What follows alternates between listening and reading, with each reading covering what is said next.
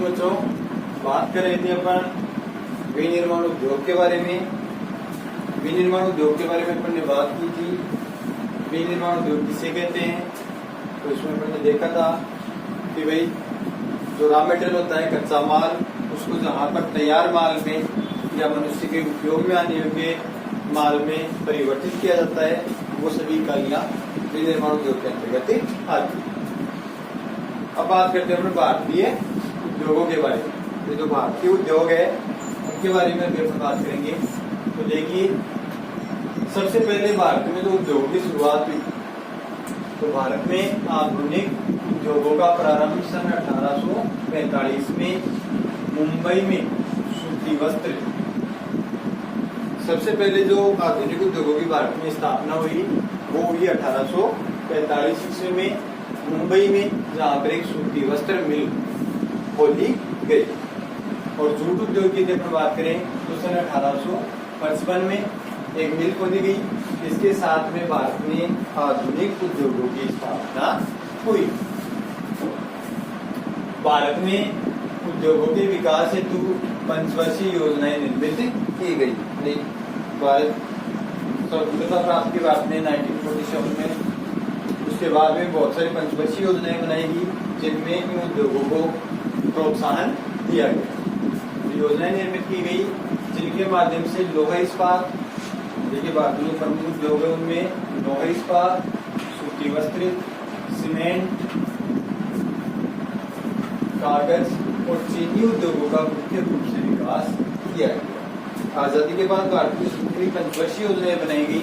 उन पंचवर्षीय योजनाओं में जो प्रमुख रूप से जो विकास किया गया वो इन उद्योगों का किया गया, जिनमें लोहा इस्पात का, सूती वस्त्र उद्योग, सीमेंट उद्योग, कागज उद्योग और चीनी उद्योग। इन उद्योगों पर विशेष रूप से फोकस किया गया और इनको बढ़ाने के लिए अधिक से अधिक प्रोत्साहित किया गया। तो इन्हीं उद्योगों के बारे में अपन इस चैप्टर में बात करेंगे। इनमें सबसे पहला उद्योग आता है लोहा इस्पात उद्योग। तो देखिए, सबसे पहले बात करते हैं अपन लोहा इस्पात उद्योग के बारे में। लेकिन लोहा इस्पात उद्योग औद्योगिक विकास का आधार स्तंभ रहा है। लोहा इस्पात उद्योग है, ये औद्योगिक विकास का आधार स्तंभ रहा है। आधार स्तंभ क्यों रहा है? देखिए, आधार स्तंभ इसलिए रहा है, कोई भी औद्योगिक इकाई, किसी प्रकार का उद्योग हो, किसी भी औद्योगिक इकाई को शुरू करने के लिए वहां पर मशीनों की आवश्यकता होती है और मशीनें बनाने के लिए लोहा इस्पात की आवश्यकता होती है। वो मशीनें किस निर्मित होंगी? लोहा इस्पात से। और यदि लोहा इस्पात नहीं होगा तो मशीनों का निर्माण पॉसिबल नहीं होगा। इसीलिए लोहा इस्पात उद्योग को औद्योगिक विकास का आधार स्तंभ कहा गया है, क्योंकि लोहा इस्पात उद्योग पहले लोहा इस्पात का निर्माण किया गया, जिससे अनेक उद्योगों के लिए मशीनों का निर्माण किया गया।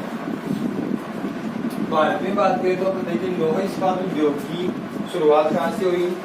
भारत में लोहा इस्पात उद्योग की शुरुआत हुई पश्चिम बंगाल। पश्चिम बंगाल जो भारत का राज्य है, वेस्ट बंगाल, उस राज्य में कुल्टी नामक नगर ये स्थान का नाम है जो पश्चिम बंगाल राज्य में है। यहाँ पर सबसे पहले खुली हुई बाराकर आयरन वर्क्स के नाम से उद्योग की स्थापना की गई, जो कि भारत में लोहा इस्पात उद्योग की पहला ये कारखाना था, पश्चिम बंगाल राज्य में कुल्टी नामक नगर में। लेकिन ये जो शुरुआत हुई ये असफल रही। ये जो कारखाना खोला गया ये सफल नहीं हुआ। वास्तविक जो शुरुआत हुई अपने भारत देश में लोहा इस्पात उद्योग की जो वास्तविक शुरुआत हुई, वो वास्तविक शुरुआत देखिए जमशेदजी टाटा द्वारा, नाम सुना होगा आपने, टाटा, जमशेदजी टाटा द्वारा सन 1907 में स्थापित Tata iron and steel company.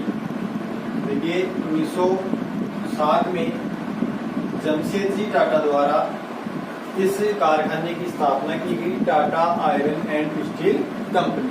और इसके साथ में अपने भारत देश में जो लोहा इस्पात उद्योग है उसकी वास्तविक शुरुआत हुई।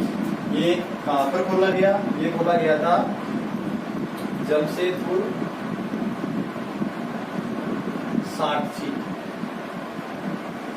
साक्षी ग्राम में जमशेदपुर में खोला गया था Tata iron and steel company. तो यहाँ से वास्तविक शुरुआत हुई। भारत में दूसरी पंचवर्षीय योजना में, देखिए भारत में जो पंचवर्षीय योजनाएं बनी उनमें से जो दूसरी पंचवर्षीय योजना बनी, उस दूसरी पंचवर्षीय योजना में 3 कारखानों की भारत में स्थापना की गई। 3 में देखिए कौन कौन से हैं।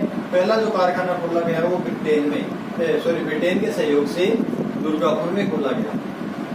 पहला जो कारखाना खोला गया वो ब्रिटेन के सहयोग से दुर्गापुर में खोला गया। दूसरा जो कारखाना खोला गया वो जर्मनी के सहयोग से राउरकेला में खोला गया। पहला खोला गया ब्रिटेन के सहयोग से दुर्गापुर में, दूसरा खोला गया जर्मनी के सहयोग से राउरकेला में, और तीसरा खोला गया रूस के सहयोग से भिलाई में। ये जो 3 बड़े कारखाने हैं वो दूसरी पंचवर्षीय योजना में अपने भारत देश में खोले गए, जिनमें अलग अलग देशों के सहयोग से इनकी शुरुआत की गई। बोकारो जो है ये चौथा कारखाना, बोकारो जो एशिया का सबसे बड़ा कारखाना है। बोकारो जो एशिया का लोहा इस्पात का जो कारखाना है वो संपूर्ण एशिया में सबसे बड़ा कारखाना है लोहा इस्पात का बोकारो। वो चौथी पंचवर्षीय योजना में स्थापित किया गया। जो बोकारो जो कारखाना है वो लोहा इस्पात का अपने संपूर्ण एशिया का सबसे बड़ा कारखाना है, वो चौथी पंचवर्षीय योजना में स्थापित किया गया। सन 1973 में स्टील अथॉरिटी ऑफ इंडिया, 1973 में Steel Authority of India cell,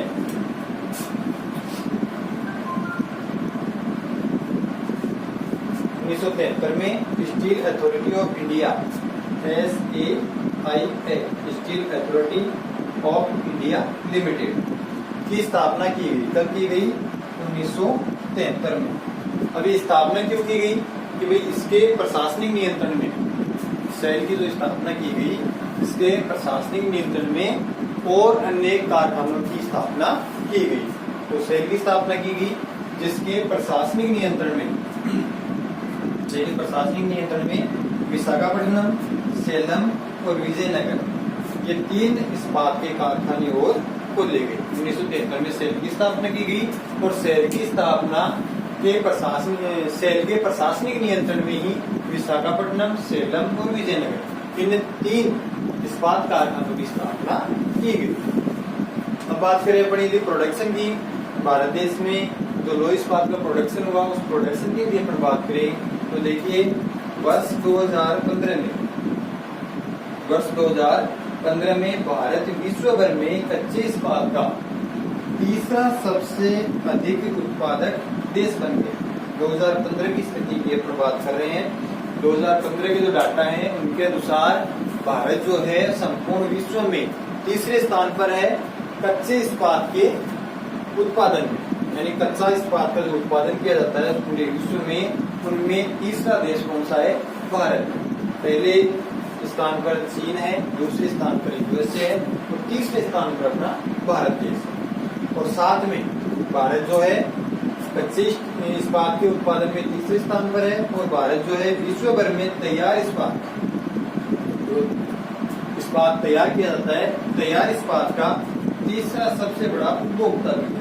यानी अपन विश्व में तीसरे स्थान पर है उत्पादन में, कच्चे इस्पात में, और तीसरे स्थान पर ही है जो तैयार इस्पात है उसको उपभोग करने में। यानी यहाँ पर जितना प्रोडक्शन हो रहा है, उत्पादन हो रहा है, लगभग उतनी ही मात्रा में अपने इस्पात का उपभोग भी कर रहे हैं, अपने भारत देश में इसकी खपत भी हो रही है। नेक्स्ट जो उद्योग आता है अपना वो आता है सूती वस्त्र उद्योग।